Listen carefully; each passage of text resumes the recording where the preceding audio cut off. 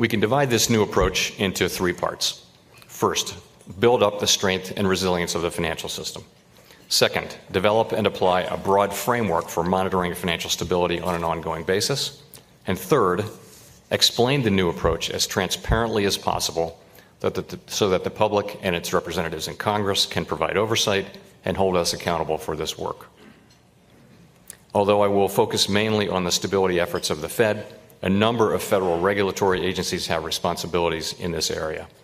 All of these agencies are represented on the Financial Stability Oversight Council, or FSOC, which is chaired by the Treasury Secretary, and which provides a forum for interagency cooperation in responding to emerging risks. After 10 years of concentrated effort in the public and private sectors, the system is now much stronger, with greater capacity to function effectively in stressful times.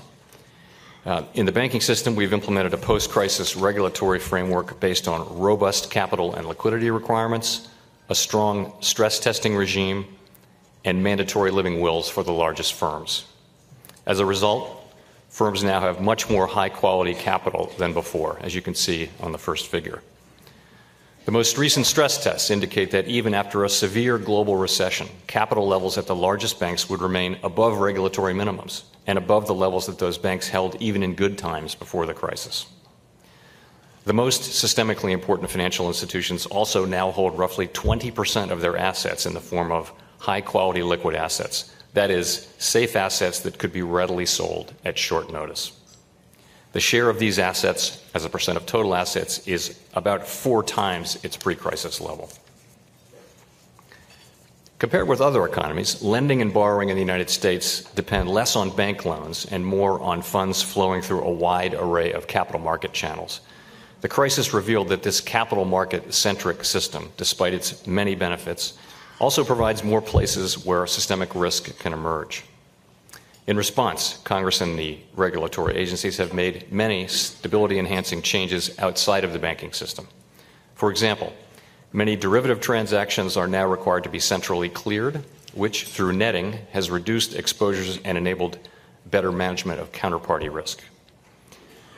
Tri-party repo reforms have substantially improved the resilience of that marketplace, in particular by limiting intraday loans. Before the crisis, prime institutional money market funds were permitted to report a constant $1 share price as long as the value of the underlying assets remained near $1. This reporting convention, combined with the implicit support of the plan's sponsors, led investors to treat those funds like bank deposits, even though they're not insured.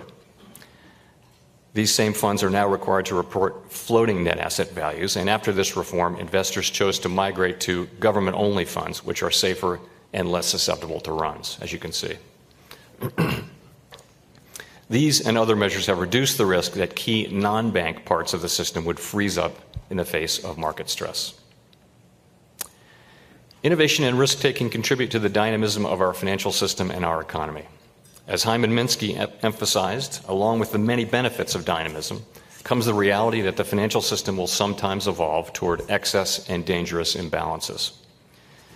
This reality underscores the vital importance of the second part of the post-crisis reform, monitoring for emerging vulnerabilities. As is laid out in our new Financial Stability Report, we have developed a framework to help us monitor risks to stability in our complex and rapidly evolving financial system. The framework distinguishes between shocks, which is to say, trigger events that can be hard to predict or influence, and vulnerabilities, which are defined as features of the financial system that will amplify those shocks. The report is organized around 4 broad vulnerabilities that have been prominent in financial crises through the centuries. Each of these vulnerabilities is found often, to some degree, even in healthy market-based systems.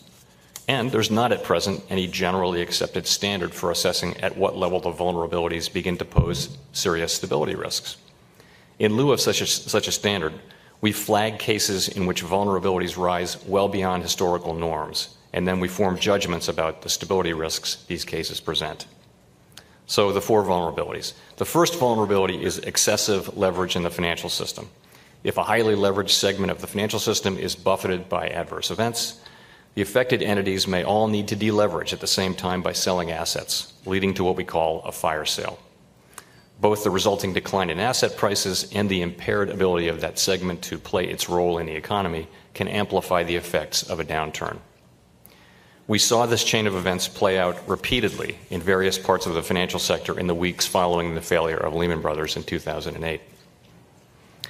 In our surveillance, we examined leverage across many different kinds of financial institutions, including banks, insurance companies, hedge funds, and various funding vehicles. Currently, we do not detect a broad-based buildup of abnormal or excessive leverage. As with banks, capital levels at insurance companies and broker-dealers appear robust. In addition, securitization levels are far below their pre-crisis levels, and those structures that do exist rely on more stable funding.